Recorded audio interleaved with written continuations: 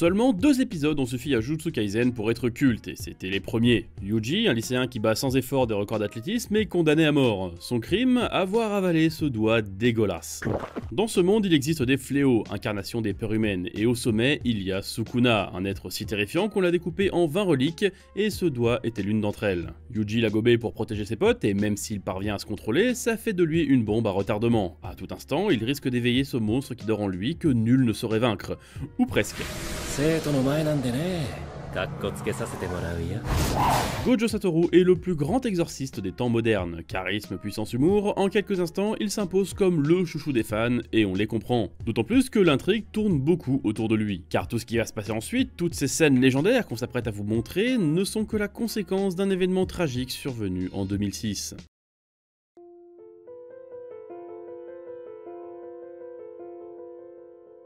Tout commence par une chaude semaine d'été alors que de jeunes lycéens profitent de leurs vacances. Ou plutôt, se cachent.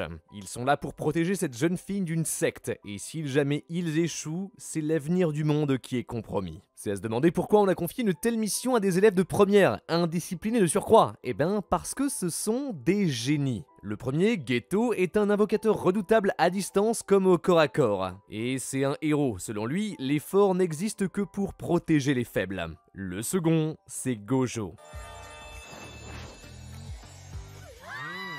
Alors pas aussi puissant qu'à l'époque, mais il avait déjà un peu plus d'ego qu'un Français. Les deux humilient les mercenaires envoyés par la secte avant d'aller se cacher sur une île. Et là-bas ils vont bien profiter, plage, barbecue, kayak... Mais bon, c'est pas pour autant qu'ils se relâchent, Gojo reste constamment en alerte. La fatigue s'accumule, mais il tient jusqu'à arriver à ce temple où la mission s'achève et la tension retombe enfin.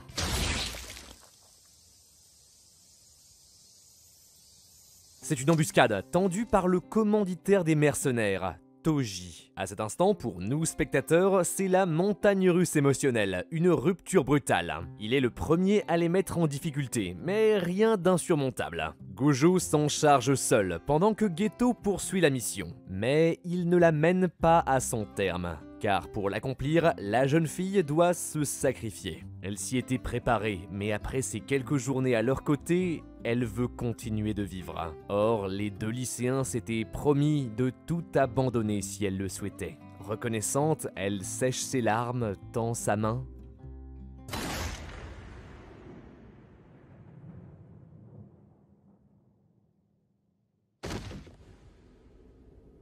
Ce silence, cette sobriété dans l'animation, les frissons. Surtout le visage de Geto, qui comprend ce que nous savons déjà. Si Toji est ici, ça signifie que Gojo a été tué. Il ne reste donc plus que la vengeance. L'apprenti exorciste est brillant, multiplie les stratagèmes, mais c'est insuffisant. Toji remporte le combat, il empoche sa récompense auprès de la secte et s'en va, la bourse pleine et la conscience légère.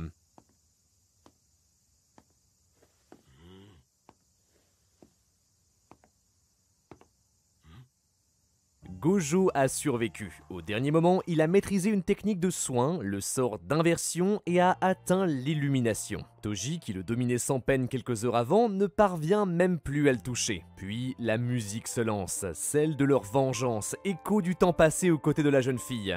Et Gojo déclame...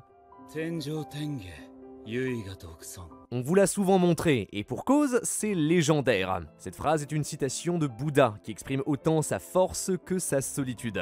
Il affirme voir la vérité de ce monde et échapper au temps, ce qui est parfaitement rendu dans cette scène, avant que Gojo déclenche sa technique ultime, l'équation imaginaire violet. Il devient un être divin, s'élevant au-dessus des hommes, et n'hésite pas à massacrer la secte. Geto l'en dissuade, toujours animé par son idéal de protéger les faibles. Ces fanatiques ne sont que des victimes manipulées, mais sous leur applaudissement fou, la morale vacille. Un an plus tard, alors qu'il est en proie au doute, au cours d'une mission, il voit des gamins exorcistes se faire maltraiter, accusés d'être des monstres. C'est là qu'il vrille, et massacre tout un village. 112 victimes. Et ce n'est que le début de son grand plan pour faire disparaître tous les faibles de ce monde. celui qui est à l'origine de tous les événements majeurs de Jujutsu Kaisen. A l'opposé, Gojo, lui, est devenu un protecteur, se souciant des dégâts collatéraux et accédant aux dernières volontés de Toji, prendre son fils sous son aile. Ce flashback est l'un des arcs favoris des fans de JJK, tellement apprécié que le studio s'est même dit en août 2024 « Et pourquoi ne pas compiler ces 5 épisodes pour en faire un film ?» Et c'est certains qui vont faire des entrées, les gojo sexuels vont payer, et faut dire qu'ils l'ont longtemps attendu puisque cet arc est le 6ème. Avant ça, on a eu une saison entière pour apprendre à aimer cet univers déjà grandiose avec plein de scènes cultes. Et je connais autre chose de culte qui te permet de te protéger efficacement sur internet, CyberGhost VPN. Ah ouais, donc t'en as plus rien à foutre. Quoi? Pardon? Bah c'est écrit dans le nom quoi, CyberGhost VPN, rien à voir avec la protection en ligne, ça sert juste à te géolocaliser ailleurs sur internet. En changeant ton adresse IP, ce qui t'évite d'être une cible facile pour les pirates et autres sites malveillants. Ouais bon ok, ça je te l'accorde. Mais au-delà de ça, tu peux faire des économies. Te géolocaliser ailleurs te permet de payer moins cher certains abonnements, en plus de profiter à fond du catalogue des sites de streaming les plus connus. Alors je connaissais déjà cette astuce pour payer moins cher les billets d'avion et l'hôtel en vacances, mais ça j'avoue que c'est pas mal. Et puis CyberGhost VPN ne se limite pas à ton PC, tu peux l'utiliser sur Mac, iOS, Android, Windows et bien sûr les Smart TV et téléphones. Ouais enfin ça fait quand même beaucoup pour une seule personne. Fais croquer ta famille, tu peux protéger 7 appareils d'un coup. Pour le prix de l'abonnement, c'est carrément rentable. Ah oui tiens, c'est combien d'ailleurs? Environ 2€ par mois et pas par appareil, mais par compte grâce à notre offre sur Manga Trash. 2€ divisé par 7, ça fait environ 30 centimes par mois par appareil. Ouais ok d'accord, c'est carrément rentable. Cliquez sur le lien dans la description pour faire comme les 38 millions d'utilisateurs qui protègent tous les appareils qui les entourent. 領域展開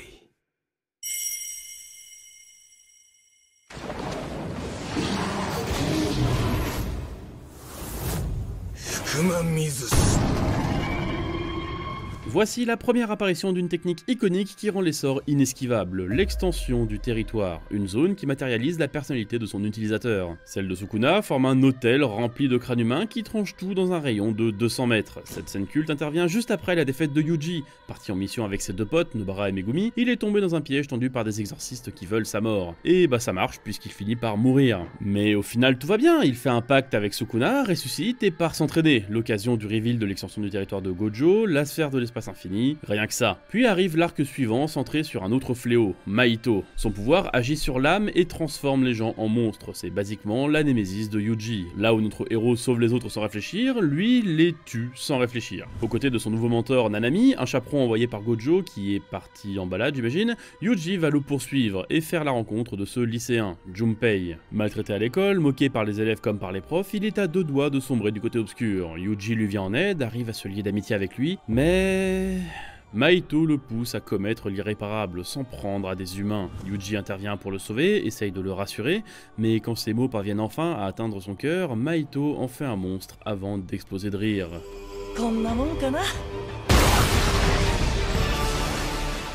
Celui-ci fait bien plaisir, Yuji n'est alors plus que rage absolue, ses coups blessent le fléau, et grâce à l'arrivée de Nanami, ça se transforme en une véritable pugilat. Mahito se fait boxer comme un sac de frappe, et comme s'il était un simple héros de shonen, ça lui débloque un power-up, sa propre extension du territoire. Nanami est piégée à l'intérieur et n'a aucune chance de s'en tirer, ses techniques sont sans effet. Un flashback du personnage se déclenche, ça sent le sapin. L'exorciste en paix accepte son destin et prononce ces derniers mots.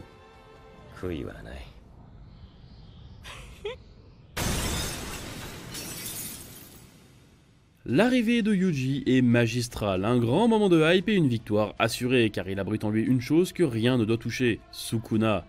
二度はないと Ce combat est magnifique, il crée un lien entre Yuji et Nanami, et surtout il crée un autre lien entre Yuji et Mahito qui conduira à un enchaînement de moments cultes dans la saison 2, sur laquelle on reviendra plus tard. Si le deuxième arc nous montrait la violence de ce monde, celui-ci affirme la cruauté du manga qui n'a pas peur de tuer des personnages attachants, mais aussi son imprévisibilité. Il achève donc de poser des bases essentielles qui vont rendre légendaire la seconde partie de la saison 1, le tournoi interlycée. Yuji a une cible au-dessus de la tête, les exorcistes cherchent à le tuer et les fléaux à le capturer. Lui et ses camarades sont donc face à un réel danger, et puisqu'on sait que l'anime n'a pas peur de tuer, on va serrer les fesses. Ça donne d'excellents duels qui, non content d'être agréables à regarder, servent de développer l'univers, les personnages et préparer les intrigues futures. Aller à l'essentiel pour préserver le rythme. Et de tout cet arc, le plus culte, c'est sans aucun doute Yuji et Todo qui affrontent l'un des fléaux les plus dangereux. Les deux commencent comme adversaires avant de s'entendre car ils aiment les bonnes grosses fesses. C'est l'occasion d'un flashback magnifique, totalement inventé par Todo avant que les deux passent en mode entraînement. Ça donne à cette scène un mood unique avec la progression de Yuji au fil du combat qui dépasse toutes les attentes. Puis je pense que c'est le premier fight à être aussi inventif dans ses chorégraphies, principalement grâce à Todo dont la technique échange de place des personnes ou objets quand il tape dans ses mains. Tout ça se conclut sur Gojo qui finit par arriver pour raser la forêt et remplacer l'épreuve par un match de baseball. Donc c'est absurde mais un peu drôle. Reste le dernier arc de la saison 1 qui, en à peine 3 épisodes, nous sort 2 scènes cultes. C'est une enquête sur des disparitions dont l'origine est bien entendu un fléau. Nos 3 apprentis exorcistes s'introduisent dans son antre et y découvrent 2 menaces. La première, c'est le fléau lui-même évidemment, un rang S qui tire ses pouvoirs d'une relique de Sukuna. Megumi l'affronte seul, se fait défoncer, on le voit accumuler les blessures sans pouvoir répliquer, et pourtant il affiche un sourire étonnamment confiant. La musique s'emballe, il hurle qu'il va essayer quelque chose, est-ce que vous sentez ce frisson parcourir votre nuque?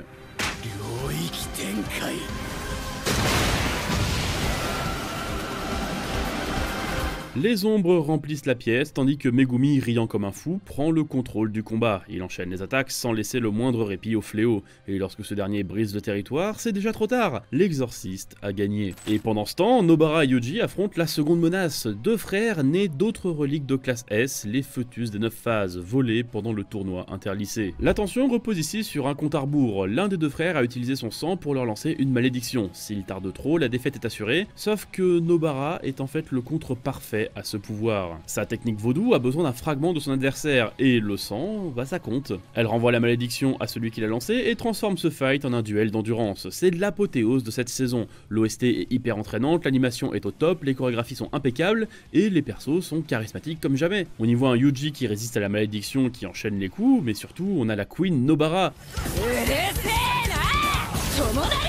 Elle décide qui agit et quand, elle virevolte avec ce sourire carnassier, ne craignant ni la mort ni la douleur. Et cette scène où elle achève un des 2 frères avec un claquement de doigts est exceptionnelle. Du début à la fin, c'est elle qui domine, prouvant au passage qu'elle est une des meilleures protagonistes de Neketsu, enfin aurait pu, mais un destin tragique l'attend. Car ce qu'elle ne savait pas, c'est que les 2 frères ont un aîné, Chozo, qui est prêt à tout pour les venger, or il s'est allié à Mahito et ses potes. Les différents camps sont ainsi prêts pour le plus gros événement de JJK, l'arc qui a tout changé et qui a donné plein de moments exceptionnel dans la saison 2. Tu vas un peu vite là, entre le flashback qui ouvre cette saison et l'arc dont tu veux parler, t'as oublié 2 épisodes importants. C'est centré sur ce personnage, Mekamaru. Son vrai corps est dans un sale état et pour le soigner, il va passer un pacte avec les fléaux. Mais aussitôt que les 2 parties ont eu ce qu'ils voulaient, ils se trahissent.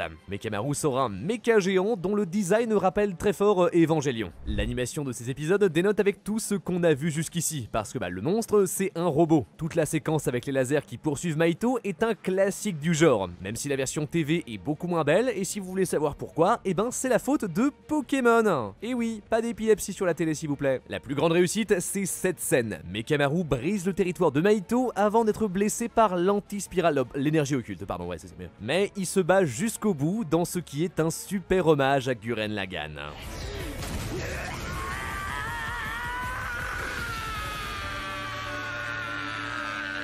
Mais Mekamaru n'est pas le héros de cette histoire, et donc il meurt ici, mais pas sans envoyer ses derniers mots à la fille qu'il aime et léguer son testament à Yuji. Des informations capitales pour assurer la riposte des exorcistes lors de l'arc suivant, le drame de Shibuya.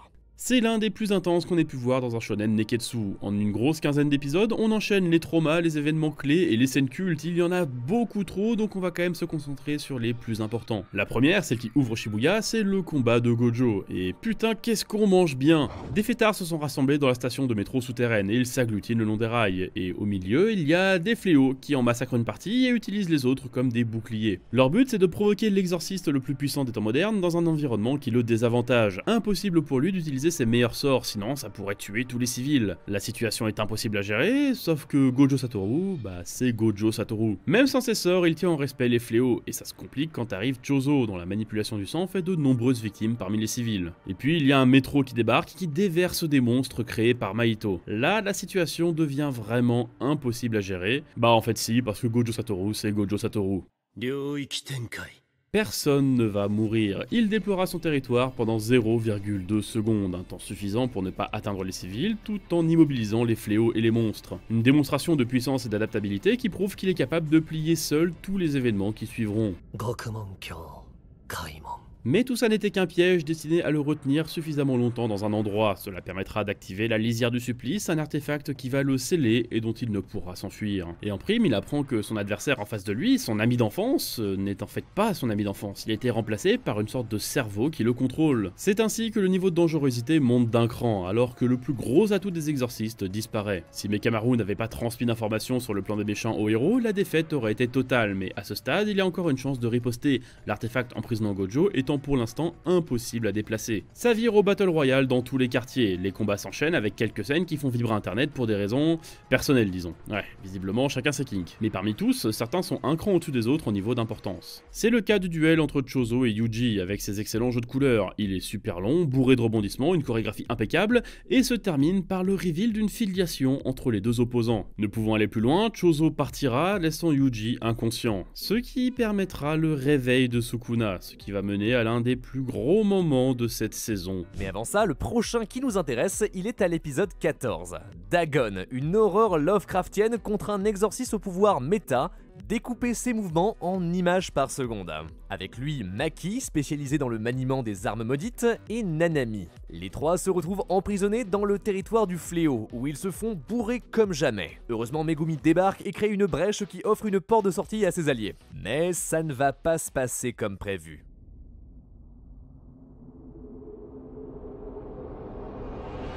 C'est le retour de Toji, ressuscité quelques épisodes plus tôt et aussitôt posé comme un prédateur, surpassant largement Dagon. Chaque scène, chaque composition est dans le haut du panier de JJK, et ça fait de ce combat l'un des meilleurs de l'anime. D'autant plus que c'est pas un sauvetage, Toji n'est pas un allié, et aussitôt Dagon éliminé, il attrape Megumi pour le défier, jusqu'à reconnaître son fils et choisir de quitter une nouvelle fois ce monde. Pendant ce temps, on l'a dit, mais Sukuna s'est éveillé et il va affronter un autre fléau primordial, Jogo, un fight unilatéral mais absolument sublime. Ici, c'est pas juste quelques murs qui explosent, on parle de buildings entiers qui sont incinérés à chaque minute, jusqu'à ce qu'il ne reste plus qu'un champ de ruines en fusion. Et ce final, flamme contre flamme, est prodigieusement réussi.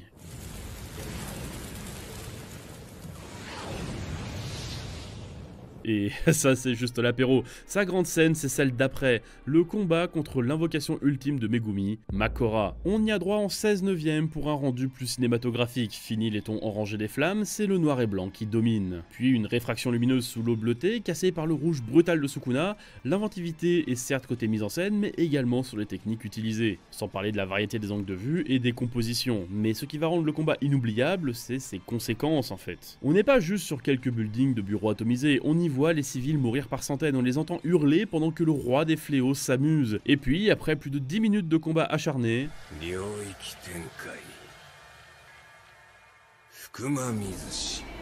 toute vie est aussitôt soufflée, découpée. Pendant 3 longues minutes, on admire la destruction rythmée par la voix de la narration qui en déplore la violence. Tout ça pour s'achever sur ce visage, celui de Yuji qui reprend conscience et découvre ce qu'il reste de Shibuya. Une grande zone vide surmontant un cimetière où reposent des milliers de vies dont il va désormais devoir porter le poids.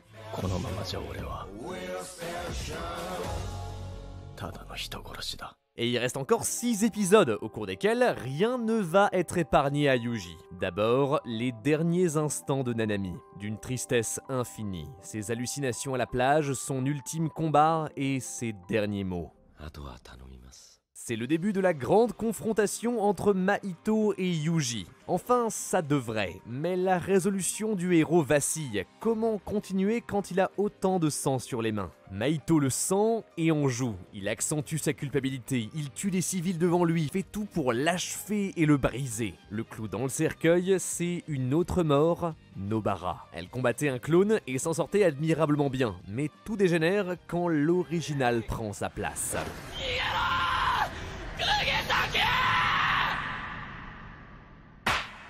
c'est fini. Nobara le sait, son cœur s'accélère, flashback sur son enfance, ses rêves, ses espoirs, et après avoir prononcé quelques mots...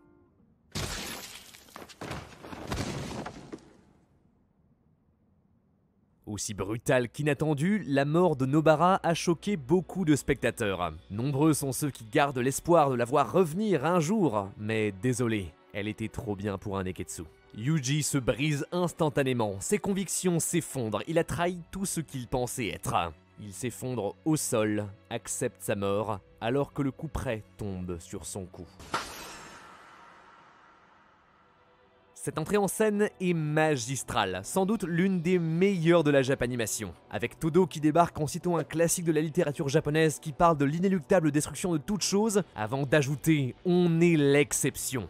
C'est arrogant, mais quelle classe! Maintenant qu'il est là, c'est le moment de prendre sa revanche. C'est la lumière qui guide Yuji dans les ténèbres. L'appel à rejoindre le combat pour répondre aux espoirs qui lui ont été confiés par Nobara, Nanami et tous les autres. Todo va même se payer le luxe d'être All Might dans cette scène, un petit hommage à MHA. Et comme à chaque fois qu'il entre dans la danse, les chorégraphies montent d'un cran. Il est en parfait contrôle, dicte le rythme de chaque combattant, bien aidé par lui aussi un Maito très créatif. Tout ce passage-là est d'une fluidité de malade mentale. Et la meilleure scène, c'est un rajout de l'animé, Todo qui s'imagine tabasser Maito en duo avec son idole. Et tout ça pour perdre. Maito le met hors jeu avant d'avoir encore un power-up.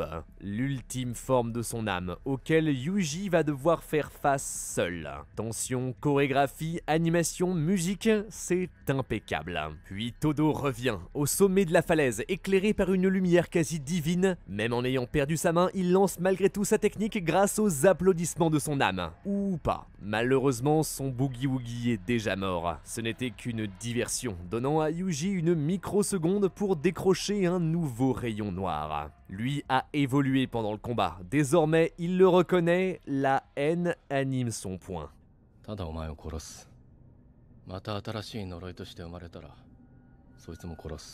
Sa joue arrachée dont la forme rappelle la bouche de Sukuna, son ombre menaçante, le regard terrifié de sa proie, ce Yuji est terrifiant. Il poursuit son némésis comme un loup affamé. Il reste un dernier combat dans cette saison, mais ce n'est pas le plus passionnant. Geto absorbe Maito, combat une exorciste puissante, puis s'enfuit en emportant Gojo. Les gentils ont perdu, beaucoup sont morts, Yuji est désormais un criminel recherché, et son exécution est confiée à un mystérieux personnage, Yuta Okotsu.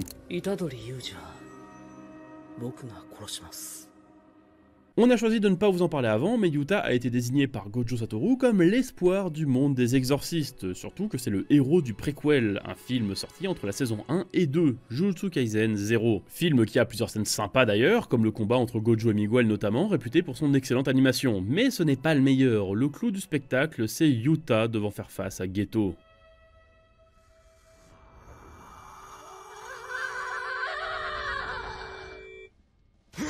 C'est une danse sur une OST ultra dynamique en 2 contre 1 qui bénéficie pleinement de la qualité de production attendue d'un long métrage. La caméra tourne beaucoup, les plans sont variés, les techniques inventives, c'est juste impressionnant à regarder. Cet instant où l'épée de Yuta se brise, où la musique drop comme s'il l'avait perdu, Geto qui lui lance une pique avant de se prendre en pleine poire un coup de poing magistral qui lance un solo de guitare monstrueux. Il faut être honnête que c'est magnifiquement bien rythmé. Ça se conclut sur une déclaration d'amour touchante de Yuta, si on considère que déclarer sa flamme à un fléau né de l'âme de ta petite amie décédée est touchant, et tout ça va déclencher un énorme power-up. Son attaque vient à bout de Geto qui s'enfuit pour mourir un peu plus loin, confiant ses derniers mots à son ami Gojo Satoru. Quand on a vu ça au cinéma, forcément on s'en souvient, donc on sait à quel point Yuta est un good guy et presque plus que Yuji. Alors pourquoi est-ce qu'il a décidé de le tuer? Et bah c'est l'enjeu de la future saison 3. Il y a du très lourd qui arrive et on va rapidement parler des scènes qu'on a hâte de voir adaptées. Donc si vous êtes animé only, on se quitte ici. Voilà, merci d'avoir regardé la vidéo et avant de partir, abonnement, pouce bleu, commentaire, ça vous coûte rien et ça nous supporte énormément. Et encore merci à CyberGods VPN, protégez-vous et faites des économies en contournant les géorestrictions tout en protégeant vos appareils pour seulement 2 € par mois grâce au lien dans la description. Bon. Il y a 3 scènes qu'on attend plus que tout. Déjà, le massacre du clan Zenin, la conclusion du destin tragique des 2 sœurs jetées en pâture à des fléaux par leur propre père, et là, dans cette pièce plongée dans les ténèbres, Mai se sacrifie. Celle qui survit obtient alors un grand pouvoir et éclate toute sa famille pour se venger. Ensuite, Kashimo versus Akari. Ce gars a l'un des pouvoirs les plus pétés et les plus complexes de JJK. En résumé, c'est un casino. S'il a de la chance, il est immortel, et ça continue jusqu'à ce qu'il échoue à obtenir le jackpot.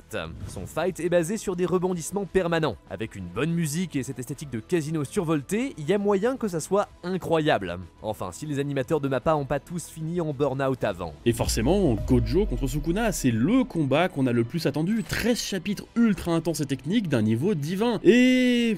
ouais, on sait, il y a aussi des choses à critiquer dans cette série. Depuis quelques temps, l'auteur enchaîne des choix que certains jugent discutables, ce qui fracture la communauté. On ne va pas spoiler ce qui se passe, mais il y en a encore eu un récemment qui a fait hurler pas mal de monde. Ça a entraîné un certain désamour du public, ce qui se ressent un peu sur les ventes. Regardez ce graphique, la chute est vertigineuse. Sur Manga Plus, il reste numéro 1, mais pas dans le Jump, le magazine où il tenait toutes les premières places en 2022. Actuellement, il tourne plutôt autour de la 8ème. Après, cette baisse de popularité n'est pas suffisante pour entraîner sa fin, mais pourtant, son auteur a annoncé qu'elle arrivait à grands pas, sans doute pour des problèmes de santé, car quand on écrit ces lignes, il ne reste que 4 chapitres avant la fin. Quand on aura eu le temps de relire JJK et de se refaire une idée, on en reparlera. On a déjà prévu de faire une vidéo pour faire le bilan de cette œuvre qui nous aura fait vibrer pendant tant d'années, et vous dire tout le bien qu'on en aura pensé, ou plus que certainement le mal. On le sait d'avance, même si c'est un de mes mangas préférés, il y a des problèmes, beaucoup de mystères et d'intrigues en suspens qui sont encore en cours. C'est impossible d'avoir une conclusion parfaitement propre, à moins d'ouvrir une partie 2 sur l'âge d'or de l'exorcisme, on sait pas vraiment. Mais bon, on aura nos réponses le 29 septembre. D'ici là, prenez soin de vous.